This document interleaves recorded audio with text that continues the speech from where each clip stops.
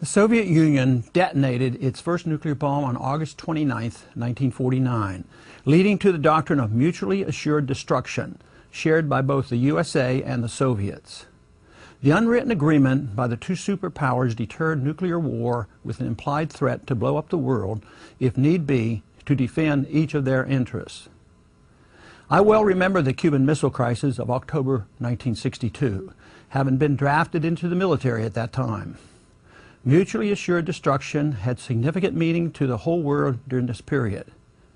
This crisis, along with the escalating ill-advised Vietnam War, made me very much aware of the problems the world faced during the 5 years I served as a U.S. Air Force flight surgeon.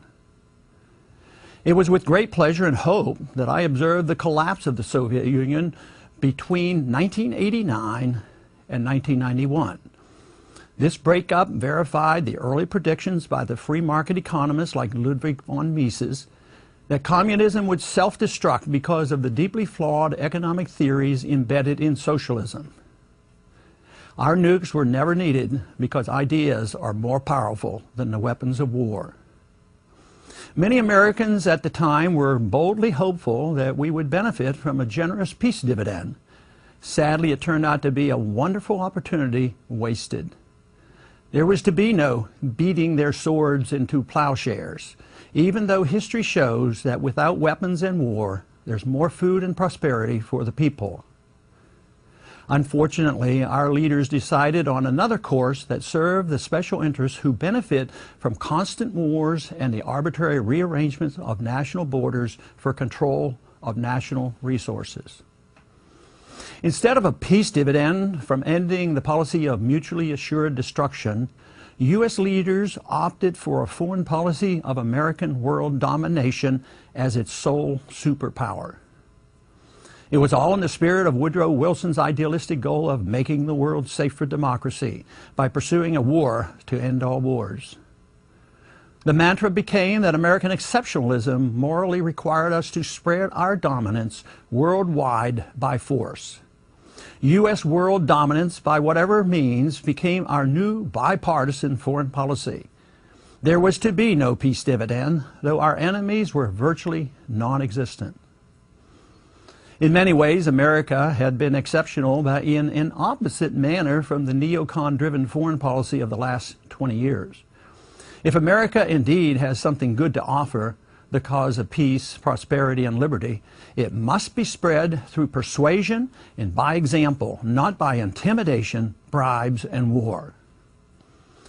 Maintaining world domination is based on an intellectually and financially bankrupt idea that generates dependency, war, loss of civil liberties, inflation, and debt, all of which contribute to our economic crisis. Saddest of all, this policy of American domination and exceptionalism has allowed us to become an aggressor nation, supporting preemptive war, covert destabilization, foreign occupations, nation-building, torture, and assassinations.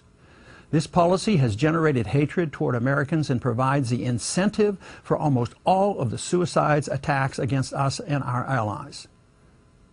To continue to believe the fiction that the militants hate us for our freedoms and wealth may even result in more attacks against us, that is, unless our national bankruptcy brings us to our knees and forces us to bring our troops home. Expanding our foreign military intervention overseas as a cure for the attacks against us tragically only guarantees even more attacks. We must someday wake up, be honest with ourselves, and reject the notion that we're spreading freedom and America's goodness around the world. We cannot justify our policy by claiming our mission is to secure American freedoms and protect our Constitution. That is not believable. This policy is doomed to fail on all fronts. The policy of mutually assured destruction has been gone now for 20 years, and that is good. The policy of American domination of the world as nation builder in chief and policeman of the world has failed and must be abandoned. If not as a moral imperative, then certainly out of economic necessity. My humble suggestion is to replace it with a policy of mutually assured respect. This requires no money and no weapons industry or other special interests demanding huge war profits or other advantages.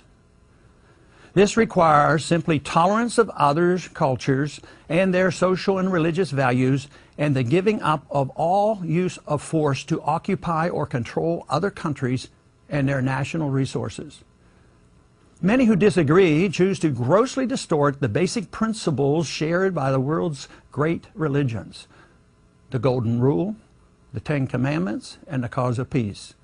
Religions all too often are distorted and used to justify the violence engaged in for arbitrary power. A policy of mutually assured respect would result in the U.S. treating other nations exactly as we expect others to treat us, offering friendship with all who seek it, participating in trade with all who are willing, refusing to threaten, bribe, or occupy any other nation, seeking an honest system of commodity money that no single country can manipulate for a trade advantage. Without this, currency manipulation becomes a tool of protectionism and prompts a retaliation with tariffs and various regulations. This policy, when it persists, is dangerous and frequently leads to real wars. Mutually assured respect offers a policy of respect, trade, friendship, and rejects threats, sanctions, and occupations.